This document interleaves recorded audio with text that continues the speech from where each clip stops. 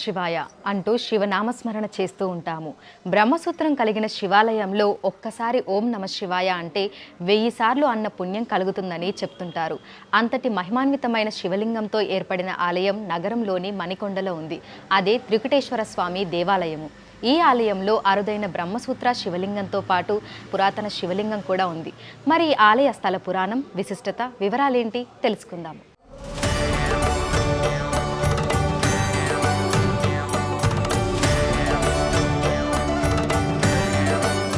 ఇదిగో ఇక్కడ కనిపిస్తున్న ఈ ఆలయమే త్రికుటేశ్వర స్వామి దేవాలయం. ఈ ఆలయం అంతా ప్రశాంతతను సంతరించుకొని ఉంటుంది. ఆలయంలోకి అడుగుపెట్టిన తర్వాత కుడివైపున ముందుగా ఈ స్థలం తవ్వకాల్లో బయటపడిన పురాతన శివలింగం, నంది విగ్రహం, నాగదేవతల విగ్రహాలు దర్శనమిస్తాయి. వాటి దర్శనమయ్యాక గుడి లోపలికి వెళితే నందీశ్వరుడి ఎదురుగా ముక్కంటి త్రికుటేశ్వరునిగా దర్శనమిస్తుంటాడు. అరుదైన బ్రహ్మసూత్రంతో ఉన్న లింగాన్ని చూడగానే మనస్సంతా భక్తి పారవశ్యంతో తన్మయత్వానికి లోనవుతుంది.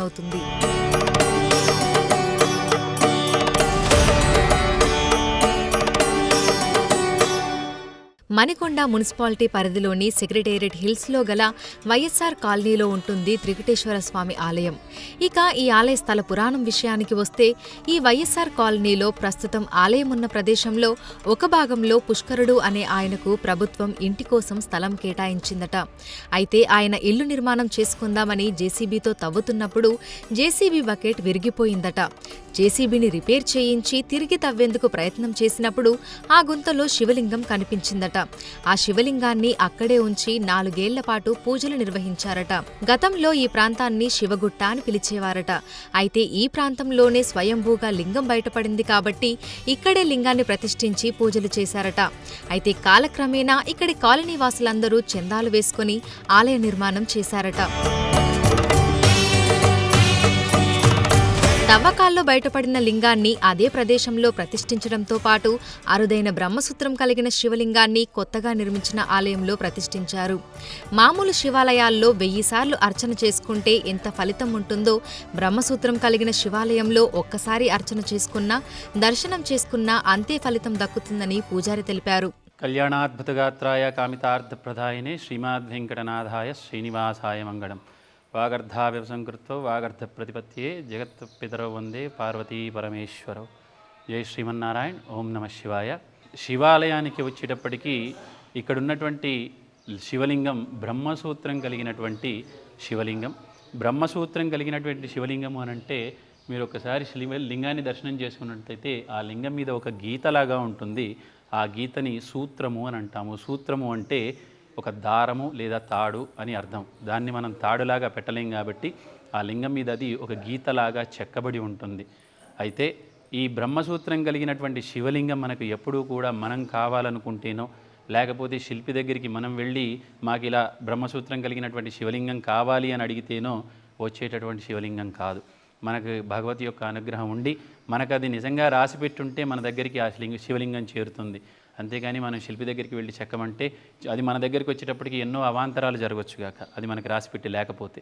కాబట్టి మనకి ఇక్కడ ఉన్నటువంటి ఈ శివలింగం, ఇక్కడ ఈ కాలనీవాసులు చేసుకున్నటువంటి అదృష్టం, బ్రహ్మసూత్రం కలిగినటువంటి శివలింగం మన ఇక్కడ ఈ ఆలయంలో వేచి ఉంది.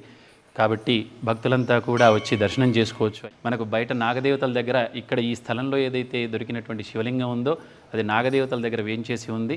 అయితే ఇక్కడ ఉన్నటువంటి శివలింగం మనకు బ్రహ్మసూత్రం కలిగినటువంటి శివలింగం ఏదైతే ఉందో దీన్ని ప్రతిష్ఠ చేసినటువంటి శివలింగంగా చెప్తాము. అయితే ఈ ఆలయానికి వచ్చేటప్పటికి భక్తుల యొక్క కోరికలు స్వామి తీరుస్తాడు అనేటటువంటి ఒక నమ్మకం ఉన్నటువంటి భక్తుల్లో అందరిలో కూడా కలిగింది. ఎందుకంటే చాలామంది మనకు వచ్చి చెప్తూ ఉంటారు, స్వామి మేము ఇక్కడికి వచ్చి ఒకటి అనుకున్నాం, స్వామివారు మాకు అది నెరవేర్చారు, సో తద్వారా మళ్ళీ వచ్చి మేము స్వామివారికి ఏదైనా చేయాలనుకుంటున్నామని చెప్పేసి ఎంతోమంది భక్తులు వచ్చి మాకు కానీ ఆలయ కమిటీకి కానీ విన్నవించుకోవడం జరుగుతుంది. అంటే ఒక నమ్మకం భక్తుల్లో కలిగింది.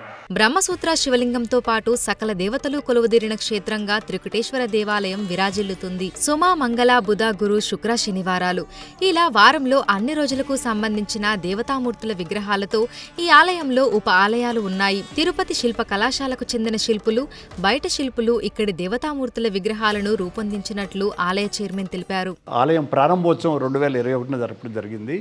హంపి పీఠాధిపతి శ్రీ శ్రీ శ్రీ విరూపాక్షానంద భారతి గారి యొక్క కరకమలముల చేత ప్రాణప్రతిష్ఠ చేసుకోవడం జరిగింది.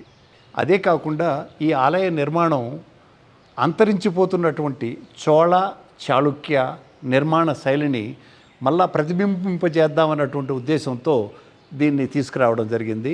మీరు పైనుంచి చూశారంటే ఇది తాబేల ఆకారంలో, కూర్మావతారం ఆకారంలో ఈ ఆలయ నిర్మాణం జరిగింది.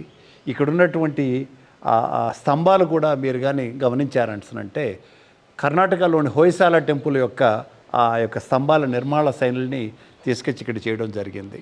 బాధలు కష్టాలు ఉన్నవారు ఇక్కడికి వచ్చి 11 ప్రదక్షిణలు చేసి స్వామివారిని దర్శనం చేసుకుంటే అవి తీరిపోతాయని నమ్ముతుంటారు. ఈ ఆలయంలో మహాశివునికి నిత్యాభిషేకంతో పాటు గురువారం సాయిబాబాకు, శుక్రవారం అమ్మవారికి, శనివారం వెంకటేశ్వర స్వామికి, మంగళవారం భక్తాంజనేయ స్వామికి ఇలా ఒక్కో రోజు ఒక్కో దేవతామూర్తికి ప్రత్యేక అభిషేకాలు, పూజలు జరుగుతుంటాయి. ఇక ప్రతి మాస శివరాత్రి రోజు రుద్రాభిషేకం, ప్రత్యేక పూజలు నిర్వహిస్తుంటారు. మహాశివరాత్రికి ఏకాదశ రుద్రాభిషేకాలు ఘనంగా చేస్తుంటారు. వీటితో పాటు పండుగల సమయంలో పూజా కార్యక్రమాలు చేస్తుంటామని పూజారి తెలిపారు. ఈ ఆలయంలోని లింగాన్ని దర్శనం చేసుకుని కోరుకుంటే కోరికలు నెరవేరుతాయని భక్తులు నమ్ముతున్నారు. ఆలయంలో ఎంతో ప్రశాంతంగా అనిపిస్తుందని చెప్తున్నారు. 6 years అయింది కాలనీకి వచ్చి. నాకు రెగ్యులర్గా గుడికి వెళ్ళే అలవాటు. అయితే ఇక్కడ గుడి లేదు అని చాలా సఫర్ అయ్యాను. గుట్ట మీద శివాలయంకి వెళ్ళేదాన్ని అప్పుడప్పుడు.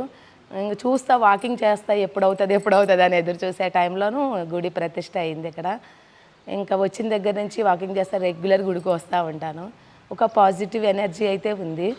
నేను అది మాటల్లో చెప్పలేను. నాకున్న కొన్ని ప్రాబ్లమ్స్ అలాంటి వల్ల మనశ్శాంతి లేని టైంలోనూ కూడా ఇక్కడికి వచ్చి కూర్చుంటే నాకు ఒక పాజిటివ్ ఎనర్జీ అనేది ఉన్నది. దానికి ఇంక అందుకే ఒక్కరోజు రాకపోయినా నా మనసు ఆగదు. నమస్తేనండి, నా పేరు సురేష్, మాది నెల్లూరు. నేను వచ్చి ఈ కాలనీకి వచ్చి 1.5 year అయింది. 1.5 year నుంచి ప్రతి శనివారం ఖచ్చితంగా వస్తున్నాను. మా వాడికి శాంతి చేపించడం కానీ, పూజలు చేపించడం కానీ, ఏదన్నా ఫెస్టివల్కి కానీ, ప్రతి పండగకి కానీ వాడికి వస్తున్నాము.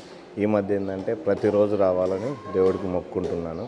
అందుకని ప్రతిరోజు వచ్చి స్వామివారి దర్శనం చేసుకొని, ఒక విధంగా ఏంటంటే ఈ గుళ్ళో అన్ని దేవతలు, అన్ని దేవుళ్ళు అందరూ ఉన్నారు. అందువల్ల నాకు రావాలనిపిస్తుంది.